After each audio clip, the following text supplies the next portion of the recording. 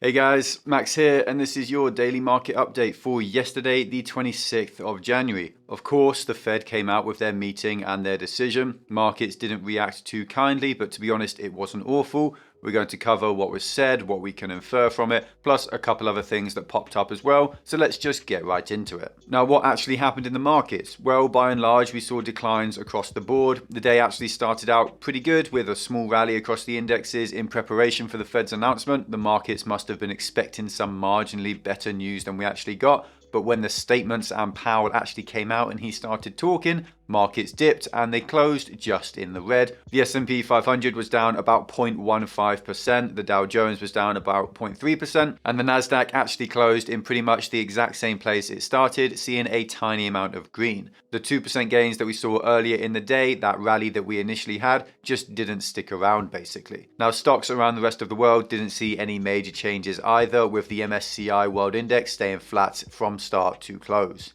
The US dollar actually had a strong day, with sentiment regarding the currency rising on the Fed's decision. It rose 0.5% against most other currencies like the euro, the pound, and the yen. The 10-year Treasury had quite a crazy day as well, with yields rising 10 basis points and now sitting at 1.87%. Oil as well had another big push on top of an already big week. It rose 1.7% with WTI crude oil now sitting at $87 a barrel and Brent crude oil now sitting at above $90 a barrel, which is really quite high. Gold performed less well on the Fed's announcement and fell almost 2%. It's now sitting at about $1,820 an ounce. Now, the crypto markets held quite firm. Obviously, a few rises and falls, some volatility, and some altcoins performed a little bit worse than the rest of the market, with Solana and Luna down around 5%. But Bitcoin and Ether are still sitting at around about $36,000 and $2,400 each. Now, obviously, the really big news for the day was the Fed's decision on tightening, whether or not they were going to accelerate the taper or just stop asset purchases altogether, and whether or not they were going to raise rates now or wait until March or maybe even later.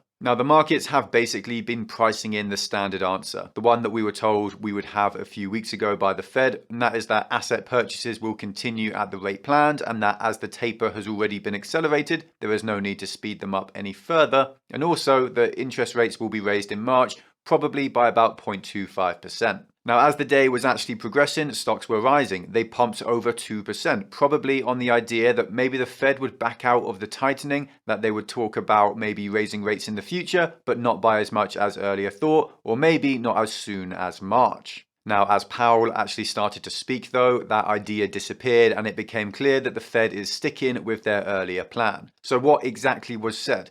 Well, first we heard that the Federal Reserve is keeping interest rates unchanged for now, but there will probably be a rate hike in March and that it's likely to be a 0.25% raise. The literal words used were, with inflation well above 2% and a strong labour market, the committee expects it will soon be appropriate to raise the target range for the federal funds rate, basically raising interest rates. Now, stocks actually liked this. It basically meant no change was coming now and that the party can continue for 2 more months. But then Powell started speaking and the market wasn't as happy with what he had to say in person. Before that though, there was a separate statement made by the Fed where they announced that it would start shrinking its balance sheet after raising interest rates, which means instead of buying up assets and inflating their values, contributing to a massive bull run, the Fed will probably be selling off assets, deflating their values, which is a very big worry for the markets right now. Now, the way that the Fed said this, they could start reducing the size of their balance sheet as early as March, though to be honest, I would be very surprised to see it start so early. I think minimum we should be looking at about 6 months' time for when this process actually begins. Now, Powell said that the Fed is watching rising wages and that while under usual circumstances, rising wages would obviously be a good thing, people are getting wealthier,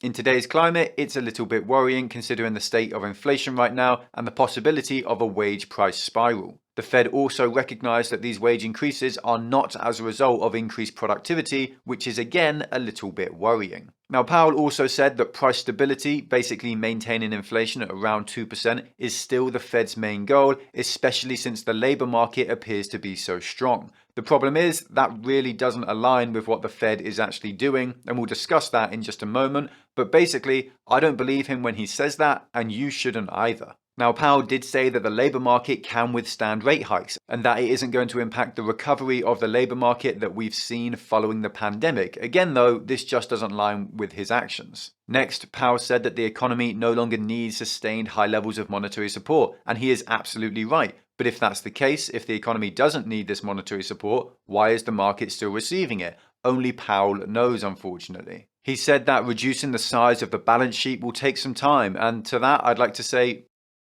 there are $9 trillion of assets that the Fed needs to get rid of. How long will shrinking it take? No one knows exactly, and Powell didn't give us any indication of actual timeframes of how aggressively they're going to shrink the balance sheet, but it's certainly going to be in the years. Now, finally, Powell spoke about inflation itself, about the fact that there is a risk that it continues to trend upwards. He said specifically that inflation risks are still to the upside in the views of most Federal Open Market Committee participants, and certainly in my view as well. There's a risk that the high inflation that we are seeing will be prolonged. There's a risk that it will move even higher.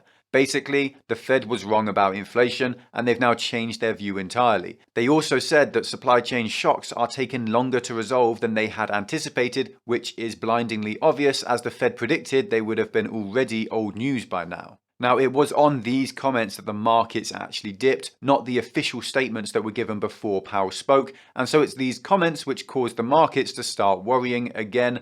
Basically because the tone of the meeting was, we're not tightening now, but we will be soon, so it needs to happen. Now, the real problem and my major issues with everything that Powell just said is that it just doesn't make sense. What he's saying doesn't follow what he's doing. He starts off by telling us that the Federal Reserve needs to shrink their balance sheet, they own too many assets, and they need to start offloading them in the future. Now, despite this, he continues along with the plan at the moment of buying up more assets, which will just make the problem worse. This is practically akin to someone drowning in credit card debt who is well aware that in 6 months' time or a year's time they're going to have to make changes and start paying that debt off, but they're still racking up debt at the moment, they're still spending and making the problem even worse, even though they know that they're going to have to fix that problem in the future. Very simply, if Powell were to act in the same way as he's talking, the Fed should not buy a single dollar more of bonds or mortgage-backed securities or anything else at all. It should stop immediately, but it isn't stopping because Powell doesn't actually care about inflation, he cares about asset prices and he's trying to keep them as high as possible. Next, we heard Powell tell us how strong the labour market is and how strong the economy is, and he said that interest rate rises won't impact the labour market or the economy because of how strong they both are, so we shouldn't worry about these rate hikes. On top of this, Powell then told us about the dangers of inflation, that inflation isn't just going to disappear after a couple of months as he had claimed for the entirety of last year.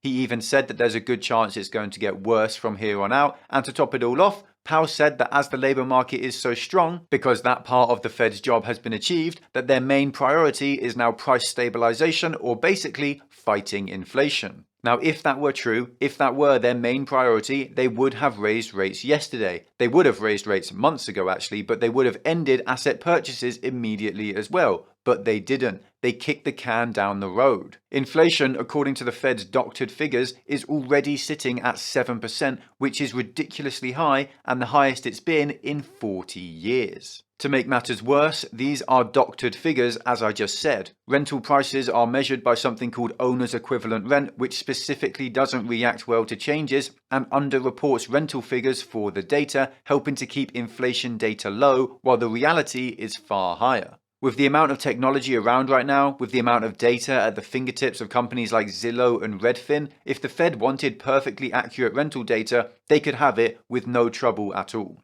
With real rents accounted for, inflation is above 10%. If you want to see just how high it really is, take a look at Shadow Stats, a website which tracks inflation in the same way it used to be tracked before the 1990s and before the 1980s, when the Fed changed the way they calculated it to disguise higher inflation. There will of course be a link down below in the description for that. But if we were measuring inflation as we did in 1990, it would be above 10.5% right now. If we measured it how we did in 1980, it would be above 15% right now. This is absolutely ridiculous, absurd levels of inflation that is destroying livelihoods in the United States, and the Fed is claiming that it is their absolute priority to get this stuff under control, and yet they're just saying they're going to do stuff in the future. No rate rises until March, continue buying assets for a few more months, and then maybe at some point in the future we'll reduce our balance sheet instead. The truth is here that the Fed's stated aims are lies. They do not care about inflation, and they hardly even care about the labour market either. They care about asset prices and pretty much nothing else.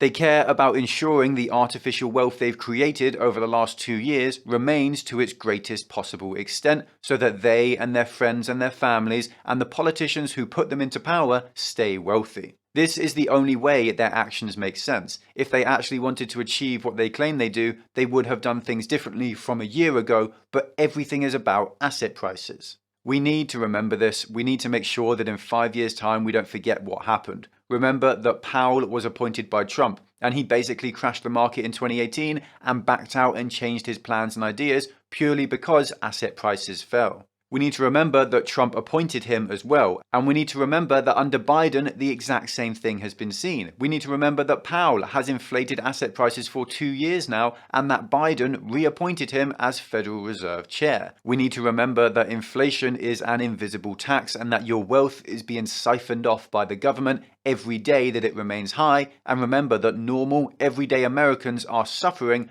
purely so those in power can remain wealthy. Now, on a similar but a smaller note, the Bank of Canada also announced that they were not going to raise interest rates. And to be honest, I'm really not staying too up to date on what's happening over at the Bank of Canada. I know I probably should be, but I can't say for sure what their intentions are. And there's a pretty good chance they are just copying whatever the Fed does because it's the easy way out. But the outcome here is the same. High inflation, tougher times for poor people, also assets stay expensive. The Bank of Canada's credibility has, in my opinion, been damaged by this, just like the Fed has. They aren't actually following their claimed priorities, and it really does make you wonder why. At the very least though, at least interest rates in Canada aren't literally at zero. Now, some home builder stocks are getting hit pretty hard as interest rates are going to be rising in the future. Most of the big home builder stocks fell about 5% yesterday on the Fed statements and Powell's comments, as this is likely to slow down the housing market. Rising interest rates means mortgages are more expensive and people can afford less house.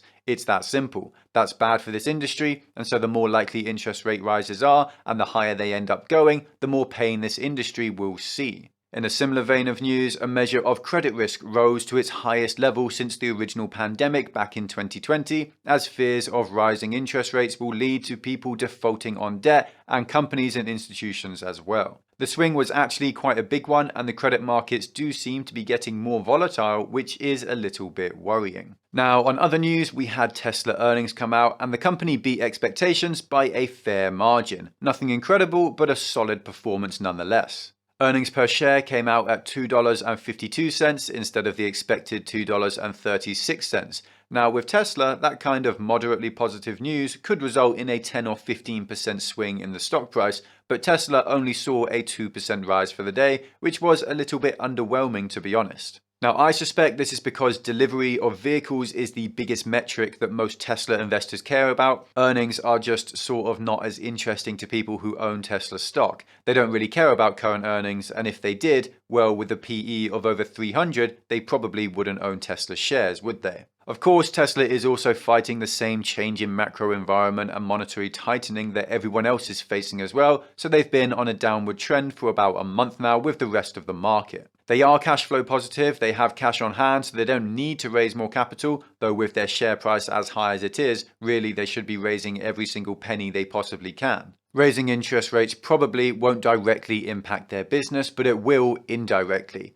People who finance Tesla cars, which is the vast majority of people, they'll have to pay more per month for the same car in the future. On top of that, less people will have money to buy Teslas as their credit card payments, their mortgage payments and all other payments will increase as well with interest rates. So it's very unlikely that Tesla will be immune to the change in environment, and that's probably a fairly big part of why the share price has fallen. Of course, it's also just a very speculative stock. There are more options volume traded on Tesla than any other company in the history of the world. And it may not sound ridiculous because we've just gotten used to it, but the fact that a $1 trillion company, or what has been a $1 trillion company, rises and falls sometimes by as much as 15% in a day, the fact that that has become normal is utterly ludicrous.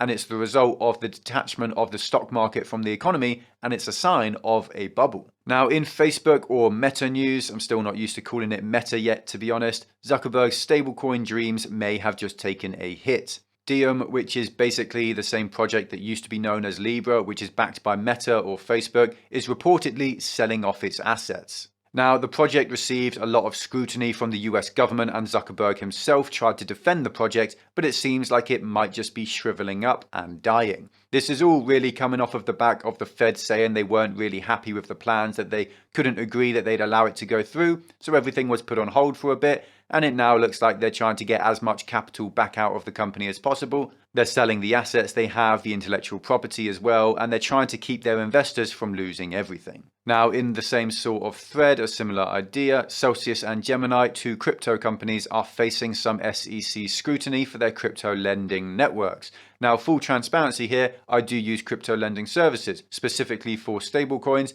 but I don't use either Celsius or Gemini. I mostly use BLOCKFI, who are in the same sort of position. Basically, what this amounts to, though, is whether or not these programs should be registered and legitimized like securities, and this is probably good for the industry. Investor protections are great. This would probably reduce yields somewhat, but it could remove the vast majority of the risk from these platforms, which again would be great. What I do feel is worthwhile mentioning, though, is that the SEC hasn't accused any of these firms of any wrongdoings. They are basically just looking into how and if they need regulating. The way I see it is we already pay tax on our crypto earnings. It's only right that we receive the same investor protections from our governments that every other asset class sees. Now, Spotify has been in the news as well, this time with controversy over Joe Rogan and his podcast and apparent vaccine disinformation. Now, I should have said that in quotes really, because it's obviously a very loaded term and I don't listen to the podcast, so I don't really know what is actually being said on his show. Either way, the platform is seeing an uproar from the left as people try to shut Joe Rogan down, and not for the first time either.